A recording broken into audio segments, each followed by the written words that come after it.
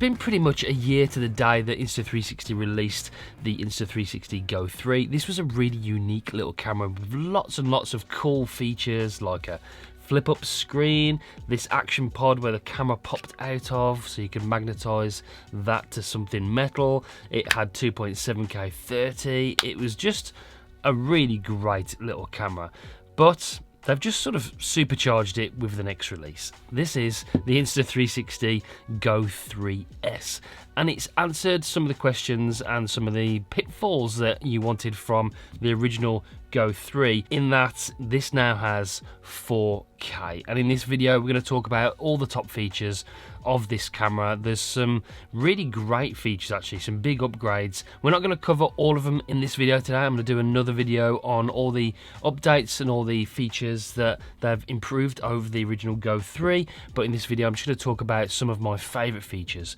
and that first one is 4K. 4K is what everybody was asking for when this came out. It was a great little camera, but it wasn't quite 4K.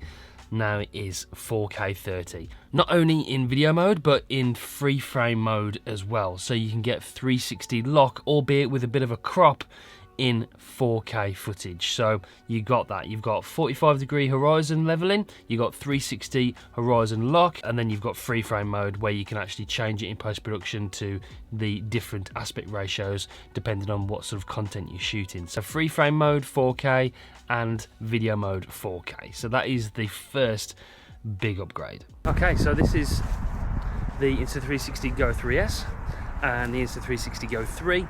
2.7K max, 30 frames per second on the GO3, and then 4K now, 30 frames per second on the GO3S. So this is what it looks like side by side. Same colour profile, same settings, same everything.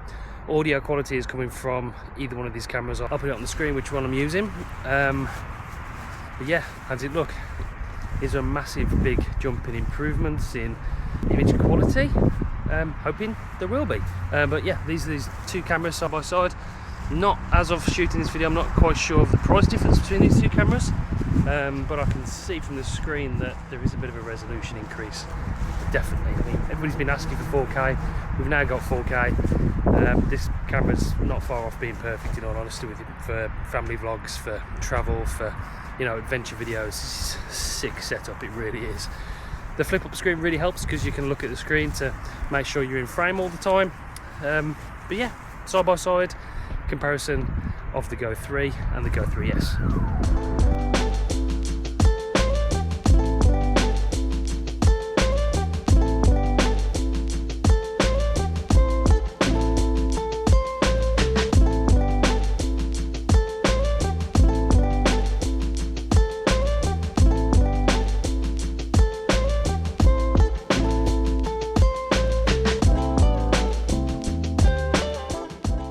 Before we jump into the other top features, you might be thinking, oh man, I've just bought the GO3, I wish I'd waited for the GO3S. Well, you can actually buy the standalone camera, and it is compatible with the GO3 action pod. So the actual action pod itself hasn't changed, it is just the standalone camera. So for $250 you can get the standalone 4K GO3S, and it works with the action pod that you've got with the GO3. Fits in there perfectly.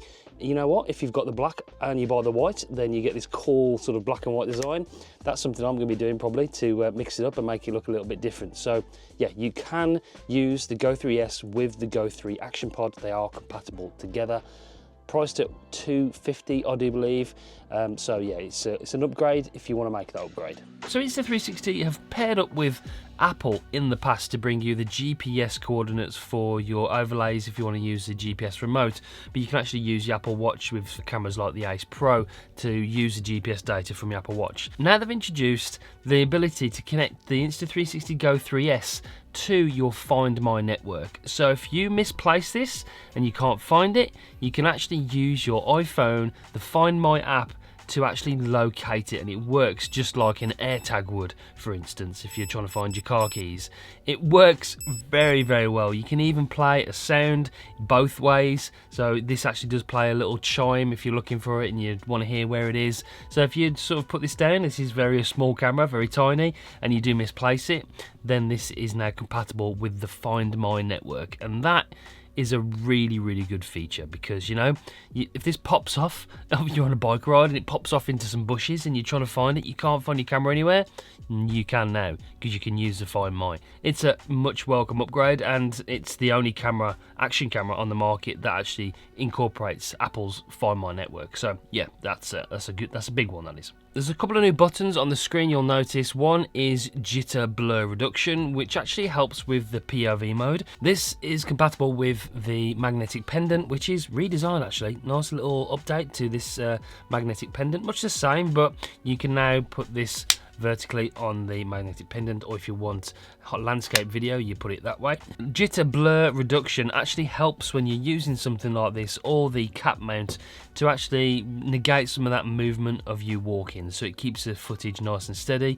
So that's another small software update they've added, jitter blur reduction. That's a nice update because I do tend to use this a lot, especially for YouTube videos. The POV mode is very handy. I can have it on my shirt like that, and I can showcase other products or videos that I'm making on this channel, so I do use that a lot. You've also got now tilt fix, which adds a small amount of adaptive cropping to the image, so if you're walking along and you're tilting it left and right just a slight amount, it will keep the horizon level for you. So you've got tilt fix and jitter blur reduction. Those are two sort of software updates they've improved. As a bonus little feature for you, they've also added cancel recording, as they did with the X4 and the Ace Pro. So if you don't know what you've started recording, you make a mistake or you mess up when you're vlogging with this, you can just hold down the record button and it'll cancel the recording for you. So that's a nice little update as well. And there's something in the menu where it gives you an indicator line on there, so you can see if it's actually level as well. So that's another option in the menu that I've noticed.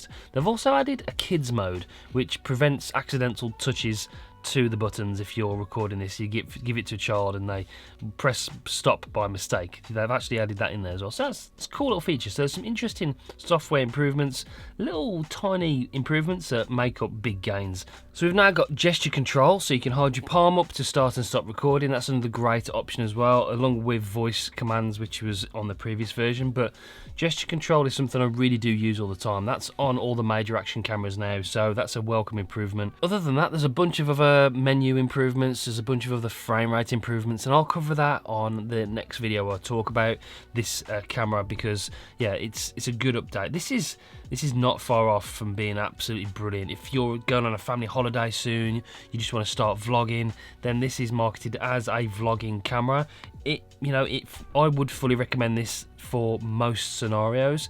It is absolutely brilliant, and now we've got 4K built into this. It's it's very impressive. There are some small subtle design changes on it as well. You've got like a bigger lens guard on the front there to differentiate it from the original Go3, and then we've got this sort of nice textured rubber outer to the camera, so it's not just the plastic, this plastic on the outside, you've got this nice rubber textured grip on the outside as well, which is great. So that just makes it easier for handling the camera, especially such a small device. I love this camera. It's a good update over the Go3. Now we've got 4K, that's what everybody was asking for. Yeah, there's not much wrong with this at all. It really is fantastic. So that's it for this one. Make sure you do subscribe. Stay tuned because I'm covering a lot on this camera and other action cameras if you like that kind of stuff. So yeah, give this video a like as well. It really does help. Okay, if you like these kind of videos, make sure you check out this one over here, and you might like this playlist about all the other Insta360 cameras I've covered in the past. This is a great update. I really do like this camera, and I think you will too.